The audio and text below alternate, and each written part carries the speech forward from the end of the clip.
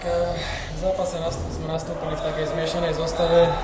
Vlastne na to má slúžiť tá naša akadémia, starší žiaci, aby dostávali nejaký priestor proti náročným súperom a takisto mladší, starší dorastenci, ktorí dostanú opäť viac priestoru než vo svojich družstvách, aby sa vyhrali. A ja si myslím, že dokázali sme tento hlavný cieľ splniť, lebo každý ten svoj priestor dostal v zápase, čo sa celkom slušne akože dalo využiť. Som bol spokojný s obranou, samozrejme až na maličké chybičky.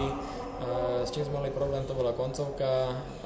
Mladí, starší žiaci boli troška prekvapení, aj kvôli tomu možno nejaká príliš veľká nervozita, ale herne a s hernou disciplínou sme určite boli lepší ako super. Takže vďaka čomu sme aj vyhrali o jeden gól.